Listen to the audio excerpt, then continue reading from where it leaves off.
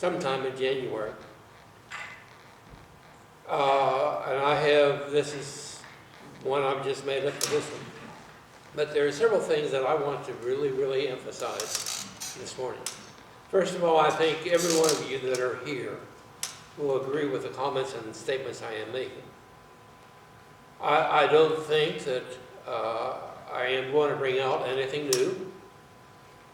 I hope that I may be giving you some concepts and some ideas and some thinking, that in the event that you ever run across some situation where you can use it, that you will be able to talk to people rationally and reasonably and factually concerning the issue. But if you notice, my sermon title is called A Voice in Rama. And that is based upon Matthew, the 2nd chapter, beginning with the 16th verse. In that particular verse, and I'm not going to read it, I'm sure Nancy will have it up on the screen. But that particular verse talks about the wise men after they came and visited Jesus and presented their gifts, the gold, frankincense, and myrrh, that they were warned in a dream not to go back to Herod because of his treachery, as Herod had requested of them, but they returned to their home by another route. I've always thought about the reason why we think there were just 3 wise men is because there were 3 gifts. That possibly is so.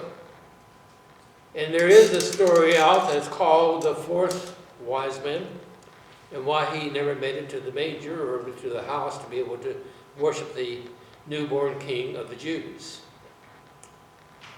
But I also think that we need to remember that the gold and frankincense and myrrh has a very significant reason. Gold would be a gift that was suitable for a king. The frankincense would be a gift that would be suitable for a priest.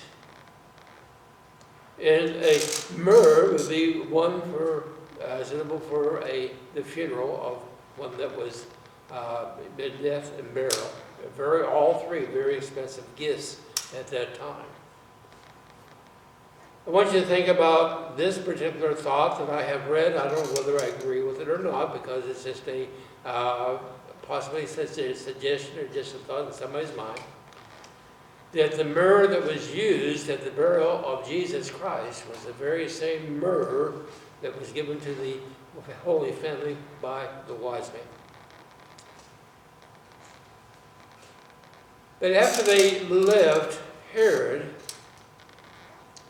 in his treachery, when he found out that the wise men had gone home another way, issued an edict that all those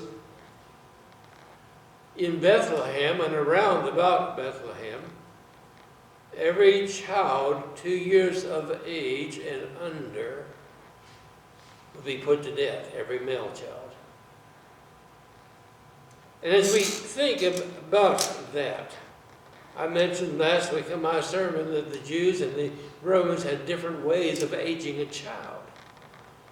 The Jews had the idea of from the first day of their life until their first anniversary that they were 1 year old, much as we assign ages to horses today. Where the Romans would wait for the first anniversary and they'd be 1 year old. Second anniversary, they'd be 2 years old. And I often wonder in my own mind, I've never really been able to make a decision in my own thinking as to which was the one that was being used by Matthew. Matthew, writing to the Jews, may have been using the 0 to 1 year anniversary as being 1 year old. And from 1 to 2 as being the 2 year old. Or he could be used because of Herod. He could be a Roman. He could have been using the Roman. So I really don't know. But what I do know is that this was the fulfillment of prophecy that was being made, that there would be lament in Ramah over the death of these children. that actually were sacrificed to the pride of King Herod at the time of the birth of Jesus Christ. I feel that this particular event in the life of Jesus Christ had a purpose. Of the idea of emphasizing the sanctity of the life of every individual that lived. I know people that believed in abortion, and I want to be talking about abortion today, that feel that this was a terrible thing that a person would do that would kill all these male children 2 years of age and under in their life. I want you to think just for a moment about this idea. Are we as a nation any better than Herod? When we kill our children while they're yet in the womb, even before they have a chance to take their first breath of life. I want you to know that I am very familiar, because this has been one of my pet problems as our nation is concerned ever since I can remember. But I want you to think of what difference does it make whether a child and a baby is in the womb or just 1 year of age. I think there's a very strong similarity. And I'm familiar with those arguments that are put forth by our politicians to justify their murder of these innocent children. And I get frustrated, and I have to be honest with you, I get very frustrated when I hear politicians say, well, they're not a baby yet. They're not a baby until they're born. They're a fetus. I get upset with that. It's ridiculous. Remember, we talk about that a little bit later in my first point I want to make in my sermon. I get upset when I hear these politicians talk about their being against capital punishment of the criminals that have been proven to be guilty of heinous crimes, at the same time kill a child that their only crime is being conceived in the womb of a woman. I get upset with that. There's something wrong with our thinking in our political government that will legalize the murder of an innocent child. About 20 years ago or more, I really can't remember how long ago, but the Christian Standard, which is a newsletter put out for the ministers of our churches, by the Christian Standard, it is by the Christian Publishing Company, the Standard Publishing Company. It's called the Christian Standard. They had a cartoon in that particular newsletter that they put out, which is about 10, 12, 16 pages long, of a man praying, God send somebody to cure cancer.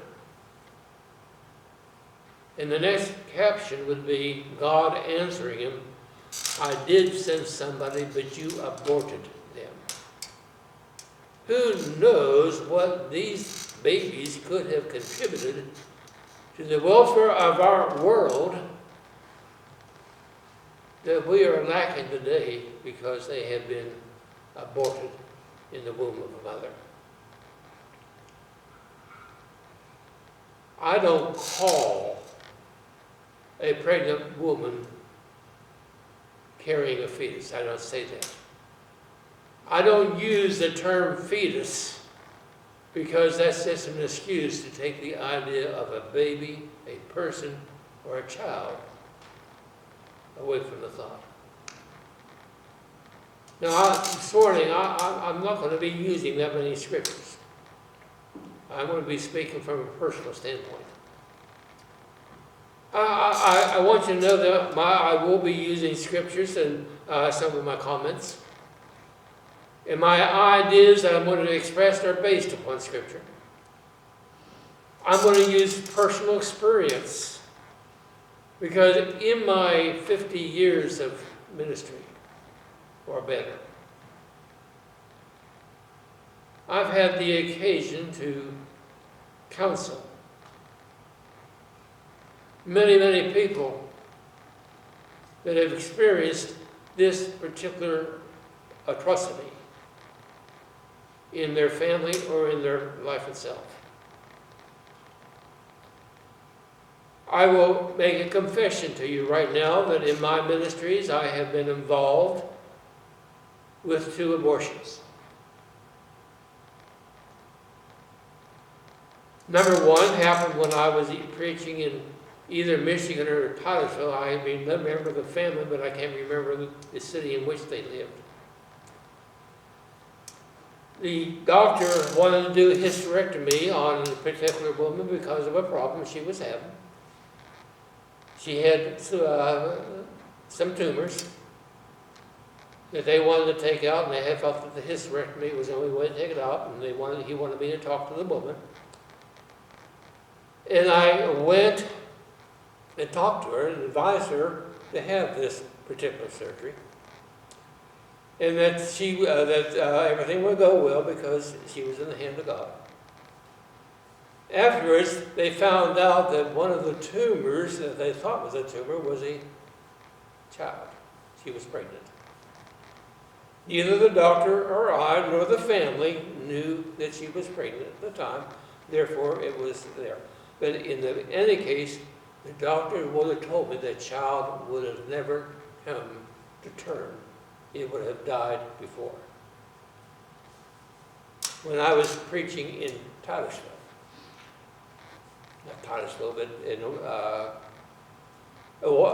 Corbin, Kentucky, I had another doctor come to me and said, "Phil, I want you to talk to this family. She's pregnant. She's only about 3 months pregnant, but she has 3 other children at home, and she has also cancer of the uterus." He says, "I don't think that child will live to term. But for her life, she needs a hysterectomy. We need to take that uterus out." And she's refusing because she doesn't want to kill the child she's carrying. And I went and advised her that for her life, and for the sake of her children, who are all young, under 5, that she should have the hysterectomy. When the hysterectomy was done, they found out the child had already contacted the cancer in the uterus. So twice I have been involved in respect of the life of the mother with this. I've done a lot of research on abortion.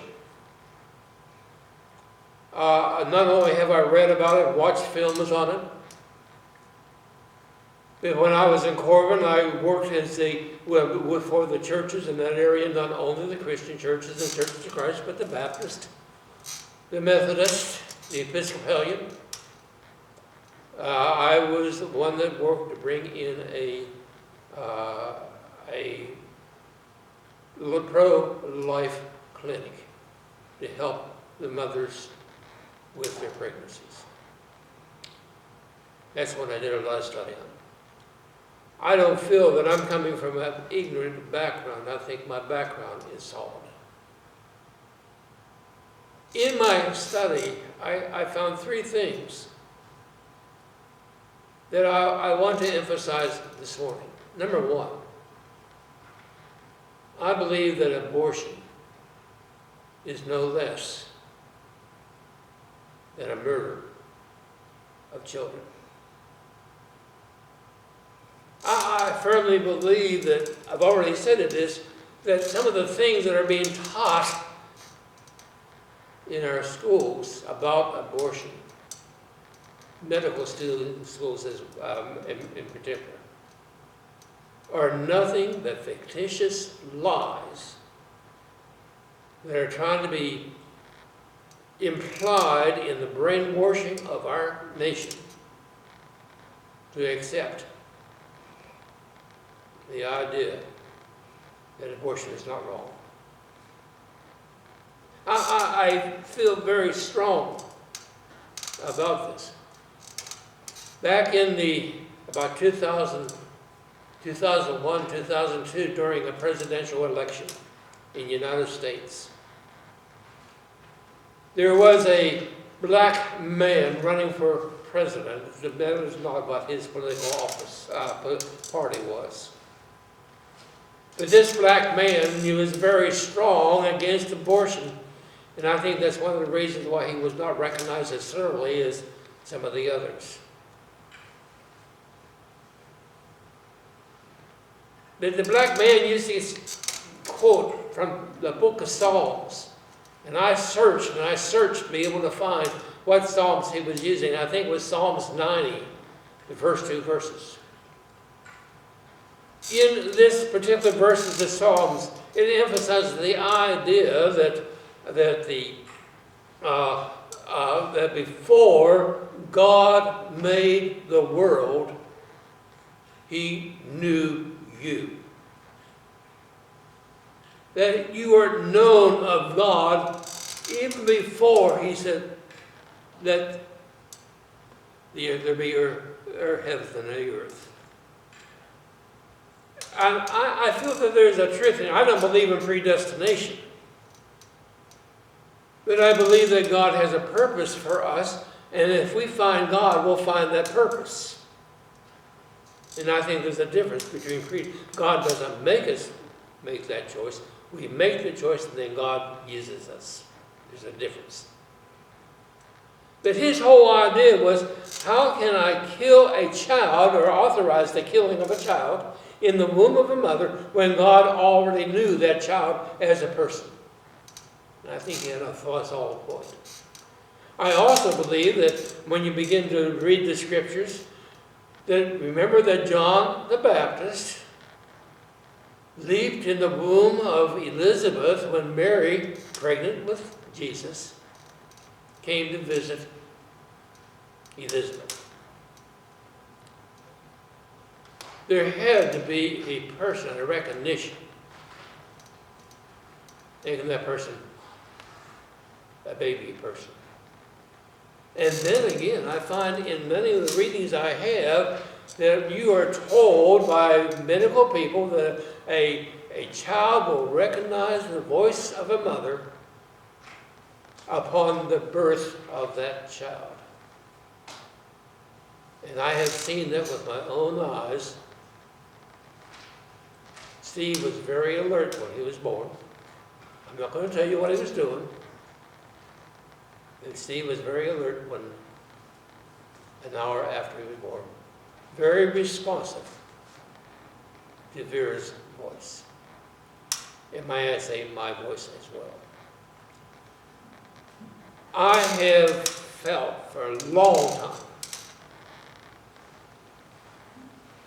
that there's no doubt in my mind that a child is a person before they're born. The second one I think is important. Second point. Abortion affects the entire moral concept of a people. We hear the statement, a chain is as weak as its weakest link. I think a moral values are as strong as its immoral link. I think through abortion, we lose our respect of a person's life. I think that through abortion, a person loses respect of self. That through abortion, we lose the respect of the life of those that are living. I can remember before Roe versus Wade appeared in the Supreme Court, there wasn't these school shootings. There wasn't the murder on the streets as we find today. And I believe without a shadow of a doubt in my mind that one of the problems and some of the things that contribute to this, I'm sure, But one of the problems of why people are not respecting the life of others is because we don't respect the life of a child in the womb of of a mother. And I think that can be proven psychologically. What's wrong with taking a life when taking a child's life in the womb of the mother's womb is not wrong? And I think that if we take abortion out of the law system, if we put God back in their schools, we can see a diminishing that we find today in the murders of God.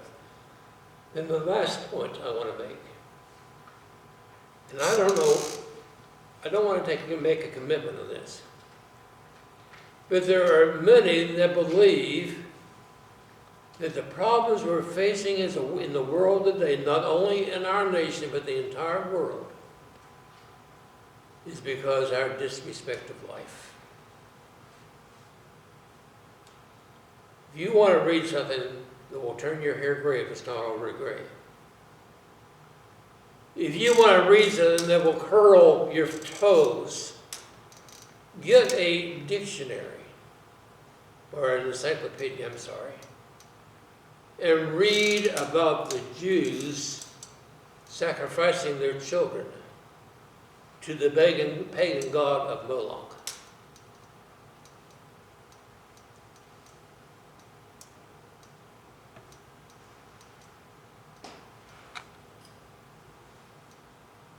They were burned to death. Manasseh, king of Israel, burned his own child, the oldest child, to death in sacrifice to the god of Moloch.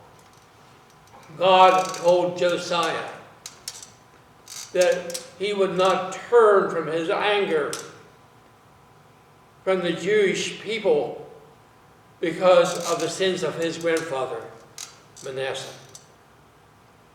And that was when the children of Israel were taken into captivity for 70 years under the Babylonians. Then the Medes and the Persians, then the Greeks, then the Romans. Over 400 years, and continuing for more than that after the birth of Jesus Christ. I wonder if God punished Israel for the murder of their children if we're not being in the throes of punishment today. Because God is the same today, yesterday, and forever. We need a revival. If God's people who are called by his name will humble themselves and pray and turn from their wicked ways, then he will heal our land. He will heal our land. We need a revival. Let that revival begin today as we walk off these doors. We're going to be singing a song of invitation. Hymn number, Just As I Am, one verse. I know I preached to the choir today, or I preached to Christian people, but be as concerned as I am. Be as concerned as I am. Please.